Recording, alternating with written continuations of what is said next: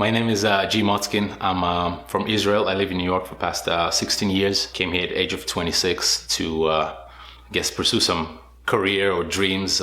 Israel became a little small, and New York seemed like a good place to go and try some new, some different, and see how can I do in this big world. And I started to work in the restaurant business. I bought my first motorcycle probably 7 years ago. So it was you see commercials on TV and this BMW adventures, and BMW as a company sell you the idea of the adventure, which is pretty cool.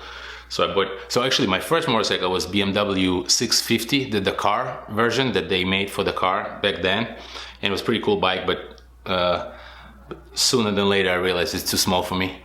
So I upgraded to the big GS, the 1200 Adventure. It was a big bike. But I rode mostly on the road, not really off-road. Off-road back then didn't really talk to me that much. I just wanted to be on a motorcycle. It was the idea of, to me, motorcycles are freedom.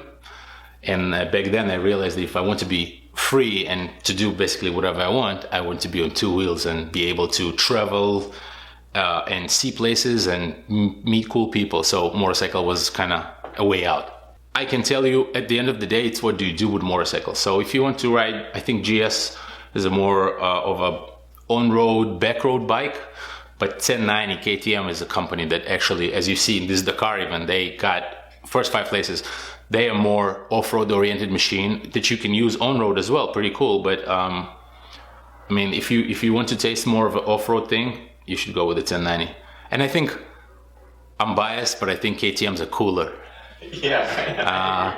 And I know the GS Germany, but Austrians, KTM is a pretty rad bike. I think there's way more swag in KTM. It's like more, I think it's more like off-road oriented machine, and you can, they say the fun starts when the pavement ends. So, like around 5-6 years ago, I started to concentrate in really off-road riding. So I bought a small bike. I bought my first dirt bike was Husaberg 390. And I started to do enduros on the East Coast. Like, I obviously was not good, but I was learning a lot. And for me, this bike, one of the things that this bike gives you, like I said before, is freedom. So now, every weekend, I would get out of the city, of this mess and work and everyday problems. I would go out to the nature and enjoy it. And it's like you're reborn. You like to do something, and you're outside and you're not closed in this concrete jungle, and you experience, you meet people. It was a lot of fun. So East Coast Enduro Association, they have enduro competitions every week. So a lot of them are, like you said, Pine Barrens area, South Jersey, so it's more sandy area. Pennsylvania, which is more stones and gravel, mountains, should I say. Not really mountains, but like it's not sand. And upstate New York, which is rocky as well. So it depends what enduro you would do, but it would be different between South Jersey and like Pennsylvania. At the beginning I kind of rode to see if I like it. So I went with friends to ride a little bit, and I saw that I like it. And then it became a competition thing, but I wouldn't be competitive with the kids who grew up on the motorcycles, But I was in C class, and I was doing enduros just to basically learn how to ride a motorcycle and get more of an understanding what this machine is and how to treat it, because this thing has a lot of power, and you need to know how to treat it.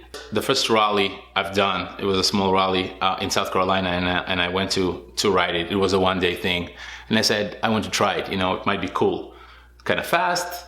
I didn't know at the moment if I really like speed or not, but I kind of wanted to try. And I met Angelo there, and that was probably like maybe 4 years ago, so 3 years ago, and we stayed in touch. After he was like every stage he would overtake me. He was so fast, and I was like kind of mad, like how the hell are you so good?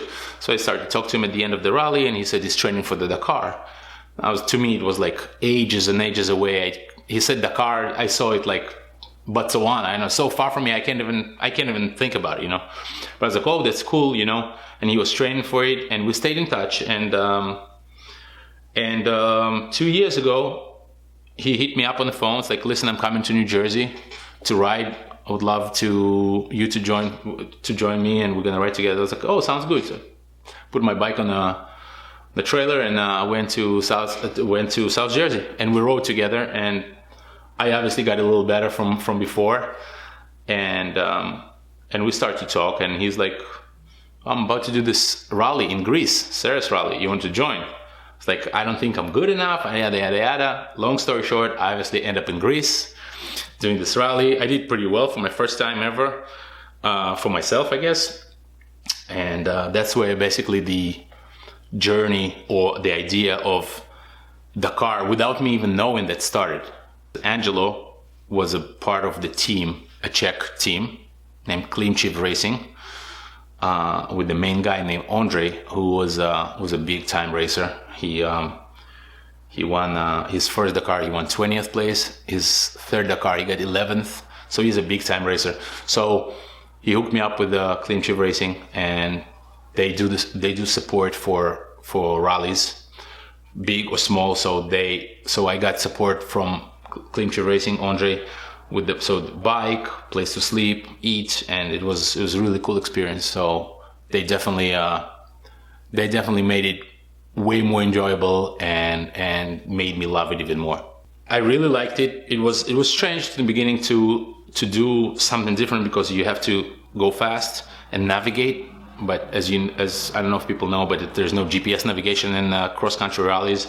You have a road book that we'll talk about later, and it was pretty interesting to be able to do the both. And obviously, I wasn't fast enough in the beginning, and but yeah, I was kind of hooked. I think hooked is the right word. I was like, I really liked it.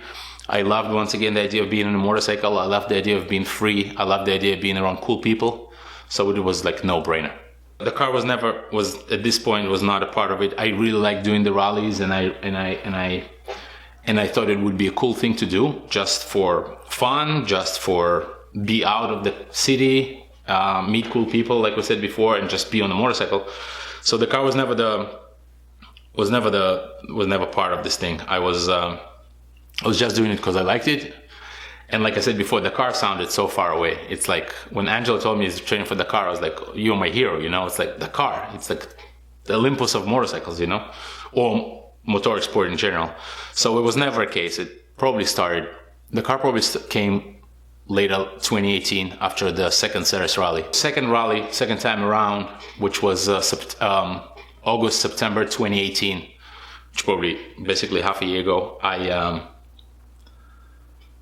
I started to think that first of all, I did way better in Ceres. I think I finished 24th in 2018 with some mechanical problems, but it is what it is. This is rally. So, and I really felt that I became a better rider, and met same people as I met last year, and they all were like excited about me getting better, being better rider and stuff like this.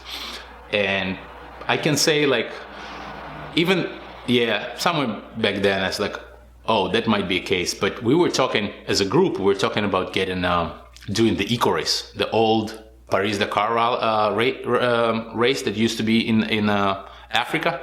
So we were thinking about doing this race, and I figured out, whoa, sounds good. Paris-Dakar sounds good. It's not the main thing. It's not the big thing. It's still 14 days of racing, but it's not as big, I guess. But I didn't know anything about it, so we figure out we will give it a go, and I can try doing the big. It's 14 days of racing. It's a lot of racing, and so somewhere there, the idea of like trying to do something bigger than Ceres rally, which Ceres is amazing rally. People who thinking about doing this thing or trying to maybe race the rally raid, they should definitely check that rally out. Perfect road books, amazing people. Greece is like great food, mountains, just amazing. So yeah, but back then I kind of started to think about I can do something bigger than Ceres. The idea was to race eco race, and then somewhere in the middle of, I think, September, Andre called me and said, I think we should do the Dakar. I said, well, I think you jumping the gun here, because nor physically or mentally I was ready to do it, you know, and it was never part of even my back of my head. I never thought about doing it. So eco race was one thing. I'm not saying it's easy or whatever, but I wanted to give it a go. It's a good try. But Dakar was never the thing. And when he called and said we should do the Dakar, I was like, but why? You know, what's wrong with eco race? You know, no, Dakar is way more. Not to shit on anybody's plate, but Dakar is a very organized event with great road books and organized, and obviously it's way more expensive.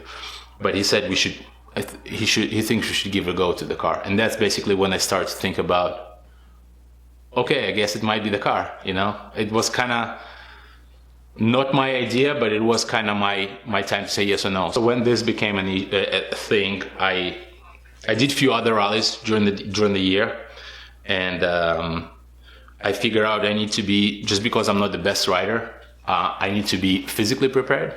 I need to be like in top physical shape, because racing for 10, 14 days, it's just getting toll on the body. And to be mentally prepared, even though I didn't know what it means and I'm not going to go to a psychiatrist and tell him, oh, you know what, I want to race the car. What do I do? You know? And the third thing is obviously financial. Financial is very important. And so I started to talk to people, maybe get some sort of sponsorship. But this is another thing. Money is obviously, there's a way to bring money, or you pay it from your own pocket. But I think the most important thing was physical preparation. So what did you do for the physical preparation? So I got a personal trainer 5-6 times a week, an hour and a half every day of just getting ready physically. If it's a core, if it's legs, if it's back, like you're working on the muscles. Basically, when you're on a motorcycle, the whole body works. So it's, but there's a lot of pressure on the legs, of course, a lot of legs working a lot on the back and the abs. So putting a lot in it. What happened to me is that I went to train in California with Angelo, and finished training in the dunes, was right into to my truck, and I overseen a big rod, and I crushed, and I broke my collarbone. And that was November. So it's basically 2 months before the race. I broke my collarbone like an idiot. It's like, this is what bugged me the most, because I was not in the middle of training. I was finished training, going to the truck, and it was stupid, but I broke my collarbone, so that stopped me from training for another 6 to 7 weeks. So I couldn't really go to the gym in the beginning. I definitely couldn't be on the bike. So slowly but surely. So I flew to New York. I got a surgery from a very good doctor. And they put a plate in my collarbone and said, it's going to be fine.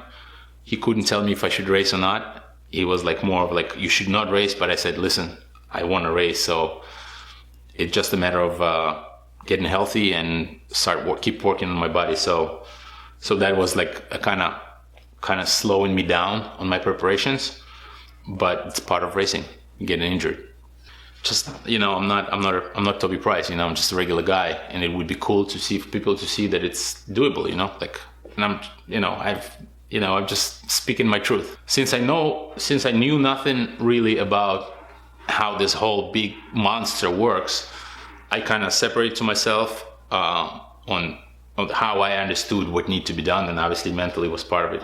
And I thought maybe go to a psychiatrist or a sports psychiatrist, but then I figured out it's going to be a little off just to go. I mean, you know, I didn't really know if it's a thing at all. I know it's a thing. Sports psychology is a thing, but I figured out I can do it on my own, and you know, just trying to work off my previous experience of like, so.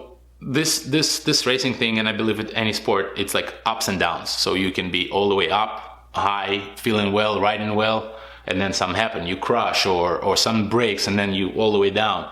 And I guess the idea is to be able to know how to deal with ups and downs. So ups are cool, but being too up is not good, because then you losing concentration, or you think about stuff that are not important, and then you go down. It's like being down is not a good thing as well, you know, because now once again, you're not concentrating on important things. You think about bad things that happen. And so you have to find a balance between ups and downs.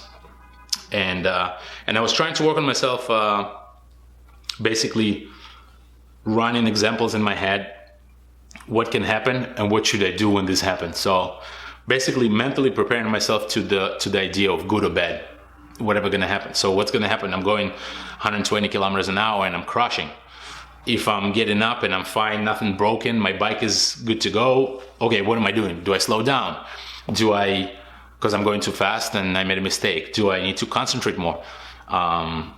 In the dunes, I'm going up a big dune and I can't make it. What do? Do I bring myself down? It's like, oh shit, I'm not good enough of a rider. Or I say, okay, it happened. I know what needs to be done and I'm gonna climb the dune. And it happened in this rally where, there's a big dune and I couldn't climb it. Just like, just keep running around till I get enough speed to get up. And it's just pretty cool to know that somehow mentally, without any help, I was able to prepare myself to do the right thing.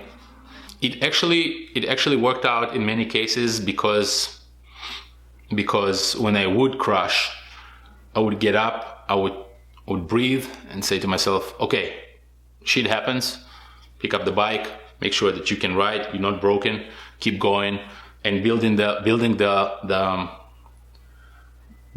myself to go to secure place again where I feel comfortable. So not too fast, not too slow. Concentrate on the road book, because once again, you have to be racing, but you also have to be navigating. So there's a lot of little nuances that have to come together for you to be able to have a good race or a good stage for this matter. So yeah, it would help me certain things that I was working on while in bed, it's going to sleep. It's like, okay, what am I going to do if this happens? Or what would be my reaction if that happens? And it helped me a lot. Another thing that I was concentrating on is that I'm going to be physically tired, because doing it stage after stage after stage gets a toll on your brain and on your body, And as we spoke before, like I knew I'm going to need to sleep enough hours, because that's where the body is getting rejuvenated and basically ready for the next day. So I was making sure that I sleep enough, that I eat good. That's another thing, because you have to refuel your body, because during the stage you can't really eat, right? So you can eat a bar when you have a second, or a gel, but when you get to the bivouac and you get to your team, now it's a time where you have to be also on top of your game. You can't just sit down and waste energy, or waste time, should I say. Oh, I'm gonna chill. No, just take off your clothes, take a shower, get some good to eat, work on your road book, because that's another hour or so to get prepared for the next day, to mark your road book. And at a certain time, you just have to say, I'm out, 8, 9 o'clock in the evening, go to bed, because the next day at 4 o'clock in the morning, you need to wake up and start it all over again. I was obviously lucky to have a business, my own business. And so business helped me a lot in getting the actual money needed to be able to race. I went to kind of raise some money from other companies. I learned a few things by doing it, and I figure out for the next time, I'm not going to go to motorcycle related companies. I'm going to go to somebody who actually loved the idea of it, and maybe like me as a person, or like me as somebody who races the Dakar, just a simple guy who races the Dakar. Because going to motorcycle related companies, they just don't have budget for this stuff. Specifically not for somebody who's not a professional. So I was lucky enough to have my business. I was lucky enough to have friends and family who helped me. And so basically it was friends and family and a few other sponsors. Can get to, during the year, to $100,000, because in general, the participation cost in the car is around $20,000, maybe like 18,000 euros or so. I'm not 100% remember the price. So let's say $20,000. And then the support package. So basically, support package is like whatever Andre Klimchev Racing did for me. It's like bike, mechanics who take care of the bike after you finish the stage, place to sleep, food, showers, place to mark your road book. So basically, the whole support package, it can cost between $60,000 to $80,000. So basically, support is a motorcycle that you rent from the support company. Because you can buy your own motorcycle, but I think buying your own motorcycle is around $40,000, $45,000 a new motorcycle. So that's pretty expensive. So the support package would have a motorcycle you're renting, mechanics, so that work on your bike when you come back from stage. So if you broke something, they will fix it. If you don't feel something in the motorcycle, you tell them. They basically there to make me feel comfortable on the motorcycle, whatever it is. If it's a suspension, if it's gearing on the bike, tires, what kind of tires, and obviously work on stuff that I broke during the stage. If I crashed and I broke a lever, or if I broke something, they would basically work on the bike and prepare it for the next day like a new bike. You have to be qualified by the Dakar people. So you have to race at the rallies that will qualify you to be part of this thing, because they cannot take responsibility on somebody who just started to race tomorrow, and so you have to race other big rallies to finish big rallies, like a few rallies in Morocco. I ran a rally in Morocco, a rally in Mexico. So you have to be qualified, yes. The guys from a gym, Team 44, the gym that I was training in, they helped me a lot. Angelo's company.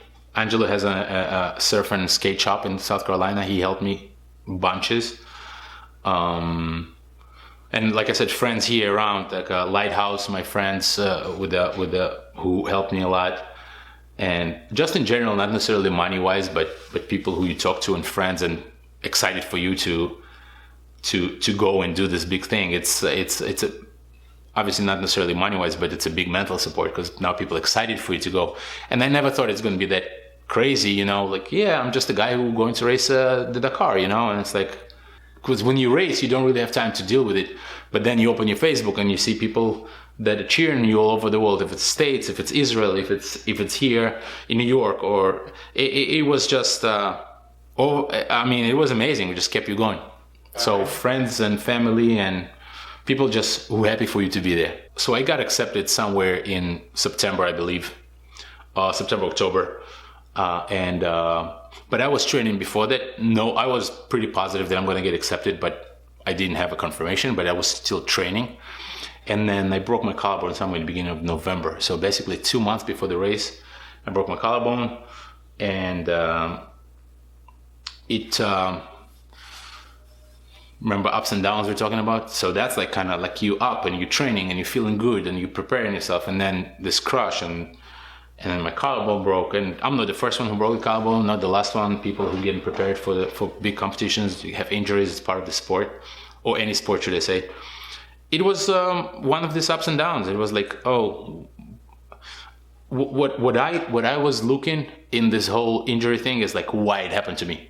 I like to know or understand how things works and why they work a certain way. And I was starting to think why it happened to me and why it happened to me now. It's like 2 months before the race. And the only positive thing in this I found is I was training hard. And my thing was, okay, maybe I was training too hard. Maybe I need to chill a little bit. So I looked at it as a time to rest before the race. Time to be hungry.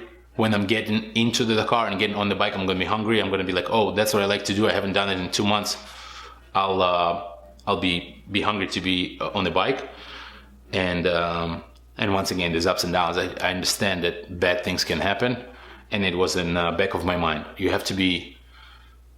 It's hard to be careful when you're going fast and try to navigate. But for somebody like me, I'm not the fastest, you have always to remember that you're not a professional, and you have to be comfortable with the pace you go in and how the race is going for you specifically, So I think this injury made me understand that I do have limits.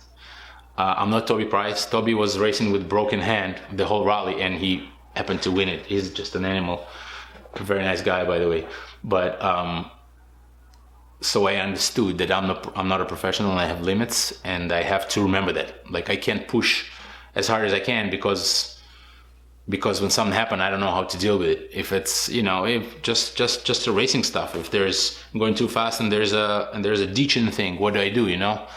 I'm not as good as professional. I don't react as fast as they are. So I always need to remember that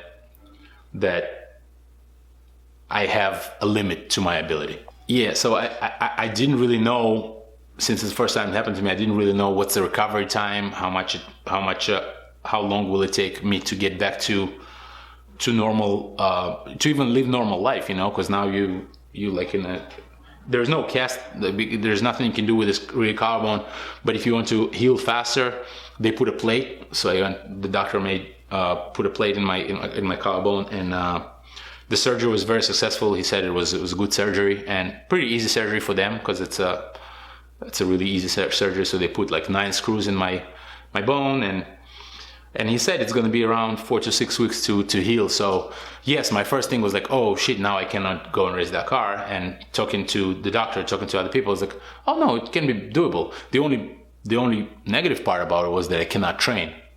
So not even being on the motorcycle, I couldn't go to the gym. So like it took me like 4 to 5 weeks to get back to the gym. But then maybe 4 weeks, and then I figure out that I'm just not going to put too much pressure on my upper body. I'm going to work on my lower body. So I was still spending the gym time every day to get my lower body prepared. So actually the moment was when I was training, and then we went to dunes in California, me and Angelo and my buddy Skyler, who was racing with our team, a very talented racer, and we were sitting grabbing breakfast before going out in the dunes, and Skyler looked at his phone. Was like, oh, the numbers are up, like the competitor numbers, and I was like, oh. So I was like, okay. So now scrolling the numbers, and I was like, and I knew I'm going to be toward the end, right? So I'm scrolling, and it's 149, the last motorcycle number, and then it actually hit me. I'm going to race in the car, and in my mind I was like, okay, at this point nothing can stop me. I'm in. I'm going to be racing. I'm going to do everything to race and hopefully do well, you know. And then it hit me, and then I knew I'm going, and it was a very exciting time. And I mean, I'm, you know, like we said before, just a Wookiee. I'm going to race the Dakar, you know. So it was amazing. When I was checking the Dakar website, I saw that I was looking through the numbers, and I knew I'm going to be somewhere at the back. And I'm scrolling down, and I suddenly see the last motorcycle and my name near it. So I was number 149, and it says G Motzkin near it. So it was pretty exciting. It was pretty dope to know that I'm accepted, and I couldn't care less if I'm last or in the middle of the pack. It doesn't really matter, because just to be there, it would be a great experience. So I was really happy. Goosebumps and excitement, and I was like, keep chugging coffee. I was like, I couldn't believe it. So yeah, it was pretty cool. So yeah, you get a confirmation that you're racing, but I've been starting to prepare it before. So like I said before, I believe that I'm going to get accepted. And so basically, preparation wise, like we said before, physical, mental, and financial, I was already working on it. I was already in process of getting it done. So now I think the most important thing is just to get, because while you're racing, you better have two pair of everything, two pair of two gear bags ready to go, because you can crash and break the helmet. You need another helmet. Something can happen to your boots. They get wet. You can race the next day. You need another pair of boots. So, and that Angelo helped me with that a lot. You just start to work on a list of what you need to be racing. 2 helmets, 2 pair of boots, a body armor, bunch of gloves, motorcycle socks, and etc. The list is long. Well, I got a lot of support from Angelo, so he helped me with some stuff. But then, yeah, I had some stuff from before, of course, because I was racing. But I basically got a fresh gear bag with everything new. So I had basically new gear bag with everything new, and another older one with just spare everything, spare helmets, spare boots, spare, racing gear and everything that comes with it. I flew there by myself. I have a funny photo that my friend took when I was about to get into the airport. The feeling is surreal, because I knew mentally that I'm going there, right? But now I'm actually here. There's my gear bag, my personal bag, and I have this shirt saying that I'm competitor in the Dakar, and I'm about to walk in the airport and get on the flight and go to Lima, Peru to race, you know? So yeah, it's surreal. And remember, ups and downs, you have to understand that job is not done. The idea is not to be there. The idea is to finish the race. So this is just a small step toward to the big goal to finish the race. So it was exciting, but I was trying to keep myself grounded. You know, you can't be too high or too low. You have to stay somewhere where you understand that this is just the beginning. One of the things in this country is that rally racing is not really popular. So there's motocross and supercross, and it's a lot of money involved. But rally is not really a thing where people would see somebody even with the Dakar logo and say, "Oh, this guy going to race the car." Really small amount of people know about it. So it was not. Are you going to race the Dakar? No, nothing like that. People didn't really know. Maybe because it's New York as well, because what New York got to do with Dakar, you know? So no, it was not. I was in my shirt, and nobody was really paying attention. So I picked up my luggages, and I called Andre, the manager of the team. I was like, he texted me the address of the hotel. So I arrived there on January 3rd, and the rally started on the 7th. So you arrive a few days before, get used to the atmosphere, be around people you like, friends from the team, meet people you love. And so I arrived on the 2nd. I think January 5th was so you get your bikes on 4th. You get maybe even the 3rd. So the team picking up the bikes from the port. So they send the bike from France by the boat to every piece of bikes, trucks, organizers taking care of it, you know. So the team picked up the bike, mechanic and the manager, and you go to the bivouac. Basically, the bivouac is a camp where everybody is located for the race. And so we went to the bivouac and got the bikes and excitement and photos and pictures and talked to people. And people. I knew a lot of people who raced in the car from before. Suddenly you see them there, and it's a lot. Like I said before, you meet a lot of cool people.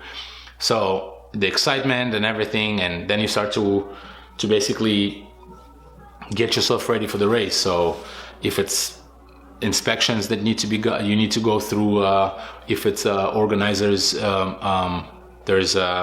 Was like 3-4 hours of all the inspections. If it's a motorcycle, it's your personal stuff, medical, insurances, and yada yada yada. So there's a lot of stuff to do before even starting to race. So basically bureaucracy stuff and paperwork.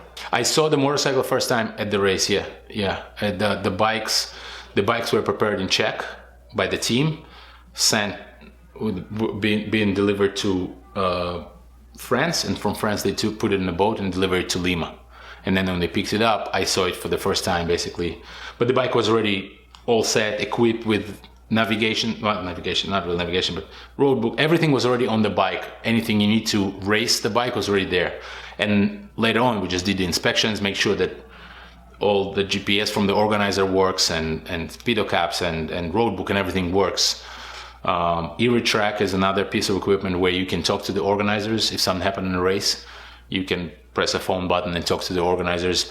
They follow you every step of the way by the GPS. There's a kind of GPS that is located on your bike, and they know every second where you're at, if you're moving, if you're not moving. So if you're not moving, and they call you like after a minute or so to see what's going on, because they don't know if you not moving because you took a second to pee, or you crashed and you can't move, So it's very well organized event, so very secure, should I say. So there are a bunch of helicopters flying around, and if something happened to you, press a button. I think 8 minutes the helicopter can be there to pick you up if something bad happened, or it's like a alarming situation or stuff like this. I trained on the same bike. Yeah. So I've been on the rally bike obviously before many times. So it just this specific bike I've never ridden on. But it obviously, it was prepared for the race, and the suspension and make sure that everything is okay, preparing the bike.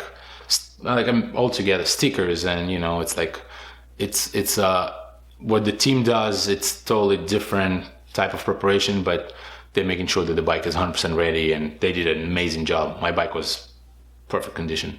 This year, for some reason, I'm not 100% sure, and I don't want to say something that is wrong, but for this year, we couldn't get, it's called shakedown, when you get in a bike and you you have a little road book and you do like a small ride. It's not a race. It's just get used to the bike, make sure that everything works, the suspension, if you need to adjust something. So this year we didn't have it.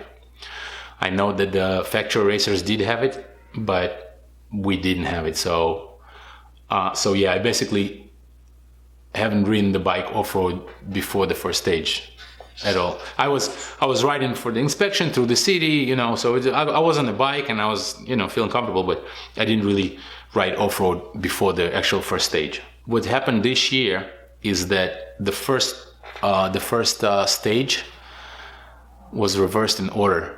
So the last bike, i.e. me, start first. So that was an interesting thing. And obviously there's a lot of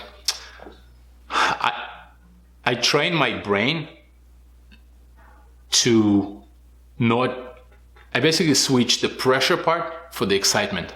That was my only way to approach it in the right way. So whenever I would think, oh shoot, I'm the first one to start, I'm going to be like, yes, I'm the first one to start, So it was interesting because a lot of it is mental preparation, and a lot of it is how you approach anything that happened in life in general, right? If you're positive, I believe that positive people are dealing with problems or with issues or with ups and downs better than someone who's negative.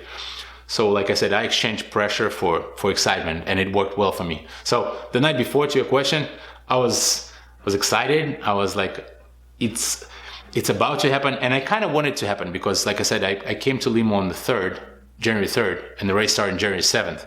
So, but the night before, the day before, basically, there was a podium.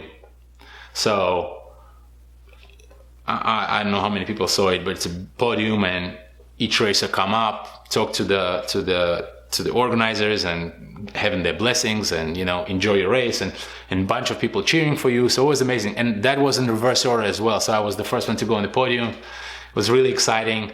It was amazing. The feeling was amazing. I was very happy to be there. So yeah, you have a official race clock, and every stage, obviously the first one, but all the way to the last one, you have starting times. It's posted on the big billboard for the organizers, so everybody know what time they start, right? And the start depends on how good you finish the previous day, So by the result of previous day, your starting time changes. And so yeah, I knew when my starting time is. I can't remember it right now. But before the beginning of the stage, we had the liaison from Lima to the beginning of the first stage. So I think the liaison was 100 and plus some kilometers.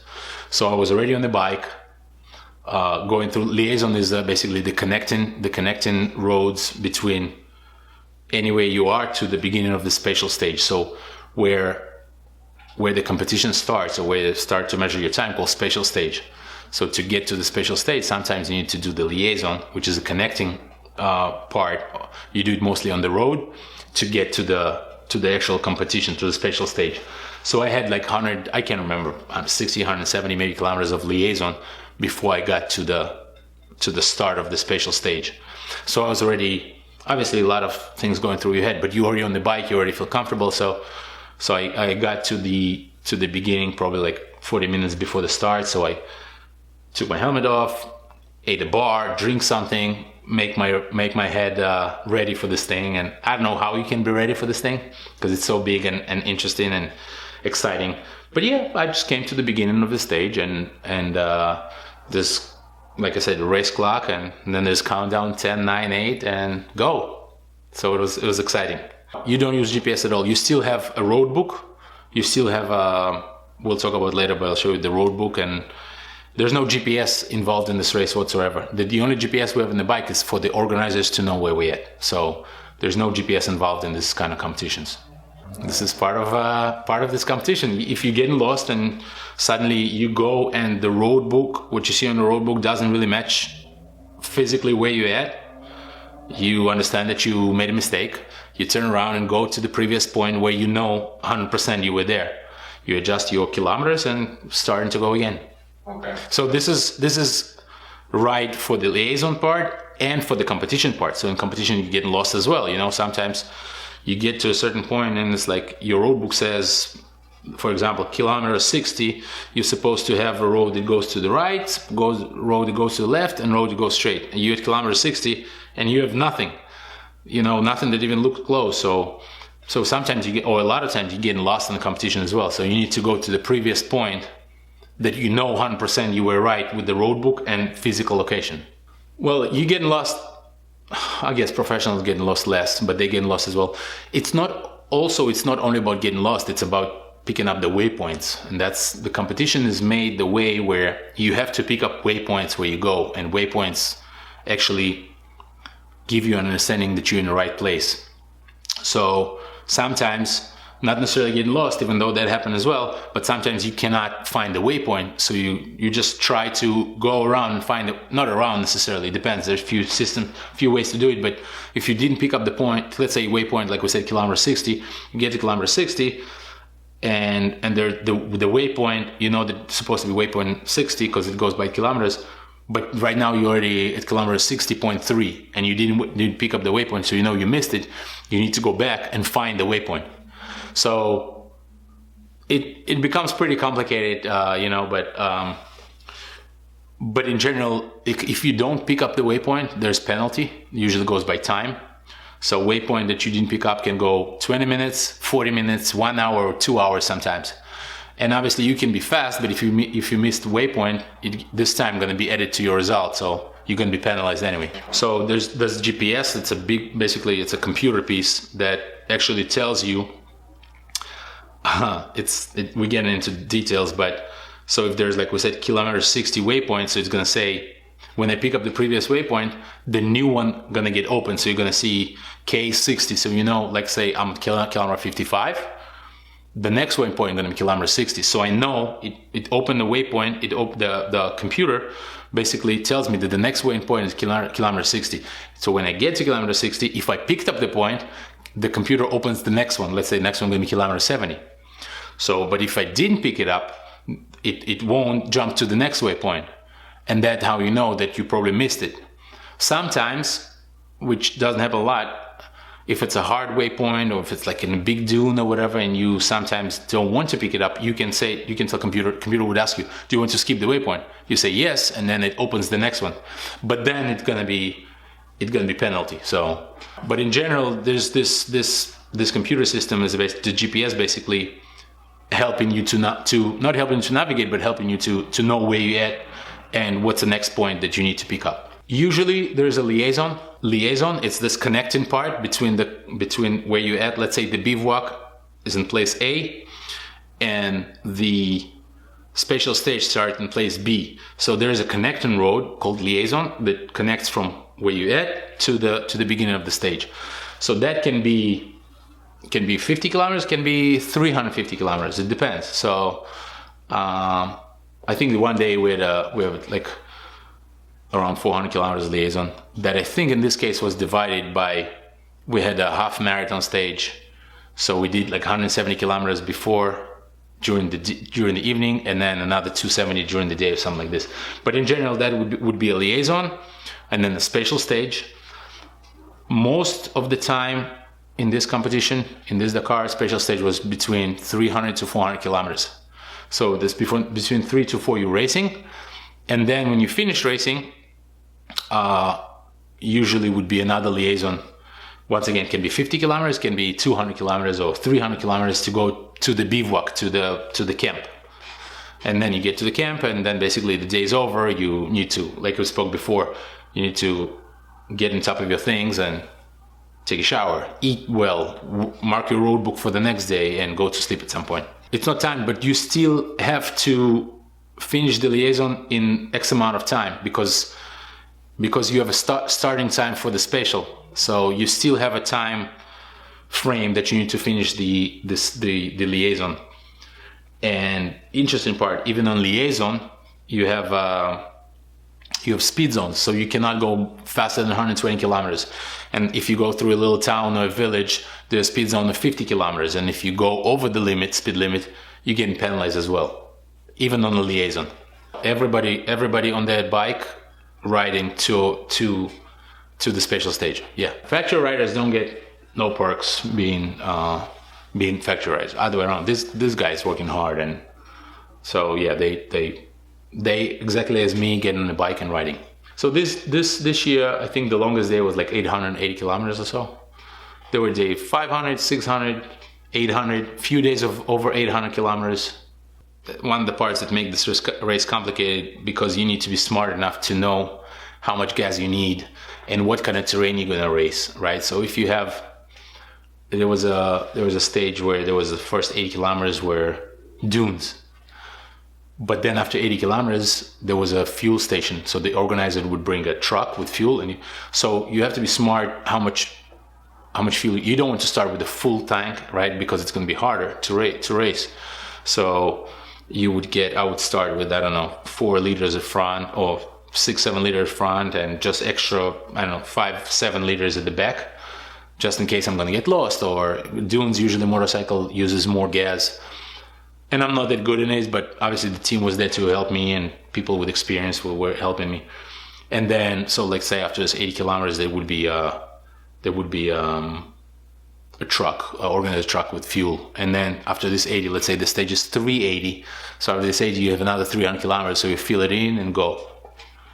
If it's on a liaison and connection stage, it will tell you you have a gas station here, here, and there. And you, when you mark in the road book before, you doing the math how much you need and where you're gonna get gas and how much of it you're gonna get. So usually I would have a note saying kilometer this and this, there's this gas station, that's where I'm getting gas, and I'm gonna put this and this much, you know.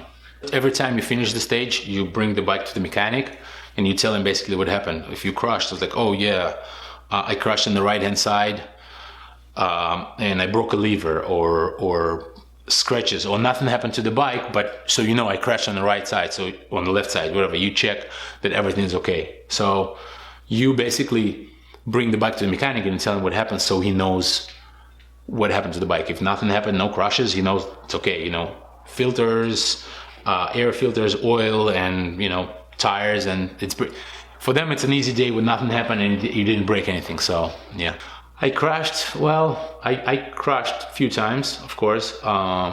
Most of the crashes were not crashes really, but you can call it crashes, but yeah, it's crashes in dunes. So if you don't overjump something and you didn't break anything, like you would just lay the bike down, or if the sand is too soft, it would just dive down, and you just fall, you pick up the bike and go. Or if you cannot make the dune, sometimes, if, you know, I'm not that much experienced, so sometimes the bike would fall down and to pick it up. So I crashed. So my bad crash experience was, I was in the middle of 2 dunes, like kind of in the valley between the 2 dunes, and because I was going up to make the dunes, but I didn't have enough speed, so I turned around and I stayed kind of in between 2 big dunes, trying to look for a way to go around the dune or try it again, or whatever case may be. And suddenly there's a big car flying toward me, like literally it just jumping the dune, because cars and trucks, they need a lot of speed to climb the dune, so they can't really stop. I would understand it, right? And it's actually flying toward me, so I just dropped the bike, ran away. The car went over my bike, broke my tower, car climbed and left, and I was like, oops. So I had a broken tower, a few pieces of broken equipment, and that day I brought the bike to the mechanic. I said, Petio, this guy ran over my bike. So it was a tough day for mechanics, because on the same day, another guy from my team broke his tower as well. So now they need to go to KTM truck, pick up new towers. You know, it's a carbon fiber thing, pretty expensive, and work. So they worked the whole night to make all the bikes ready. I can say it wasn't a crash, but that would happen to me. It was the biggest damage that I've got done. The worst thing was that, of course, that I had a mechanical problem stage 6 and I couldn't continue. So that was it's no one's fault. It just happened that my bike had a mechanical issue and I couldn't continue. So that was down, of course, because I really wanted to finish, and I was doing pretty well for a guy like me. 5 stages, basically half of the Dakar, and so this was the lowest part. Once again, something bad happened to you, you understand, you try to figure out why it happened to you, or why it happened in general, and that's how I operate. And I know that the second part of the car was very hard, but I still would wanted to go to get an opportunity to tackle it and finish it. But it didn't happen. So I guess it wasn't meant to be. I got a lot of experience doing it, at least for a half of a rally. But now, thinking about why it happened, now I know that I have an understanding what this rally is all about. Preparations during the rally, mechanics, motorcycle, financials, mental, physical. There's so much going into it. So I guess I got a good taste of what this thing is all about, and it's a complicated race. So somewhere in the middle of a dune on day 6, my bike died. Basically, I was climbing the dune, I couldn't, so I turned around. Once again, I stopped to see where I can go. Maybe instead of climbing this big dune, I can go around or find... The dunes were very soft, so it was really hard to ride. So I wanted to find a different way to go around the dune. And I was about to start my bike and it wouldn't start. So I tried a few times, it didn't start. I thought to myself, let it sit a little bit. We'll give it a second, open the seat, check the fuses, make sure everything okay. It was kind of my thought process. I checked the fuses, since everything seems to be okay. Put the seat back, try to start again a few times, and my battery died. And you're in the middle of nowhere. There's nothing really you can do. You can get towed, but you're in the middle of the dunes. Nobody would really stop for you, because if they stop, they cannot make the dune. And now it becomes like a racing thing where, if you're at the back of the pack, and somewhere at the back of the pack, the car who doesn't really care about racing, and they maybe can help you. And I know there's a bunch of examples where people help each other, and it's happened a lot in the car where competitors help each other. Because sometimes you have to help somebody, because if not, you're both going to get stuck, or So there's nobody to blame, if at all, maybe myself at some point, but I'm not 100% sure.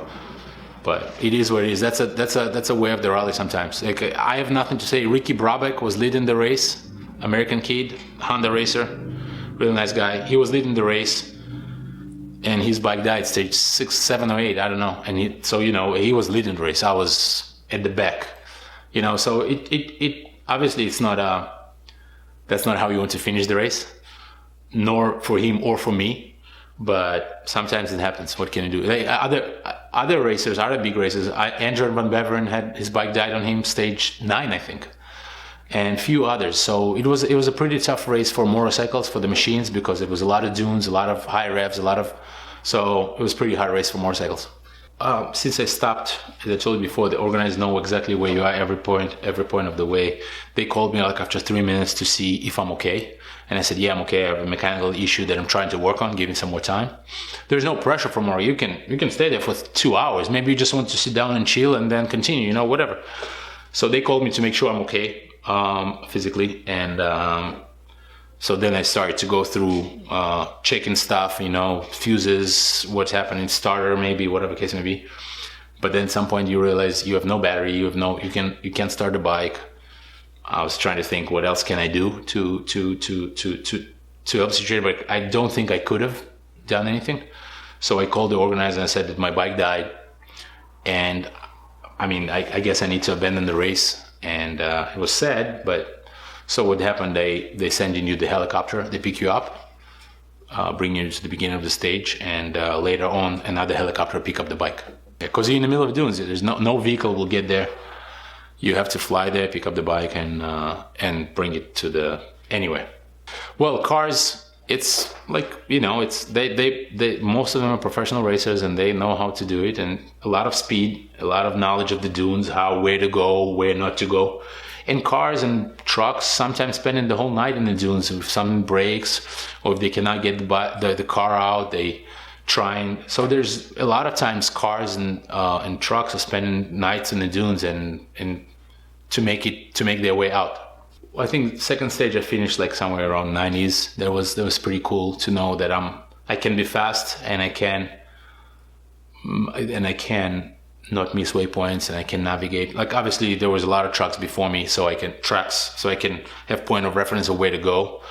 But just still concentrating on navigation and be fast enough to be the bivouac at 3 o'clock in the afternoon, on a long stage of 350 kilometers. So, I know that I can do it.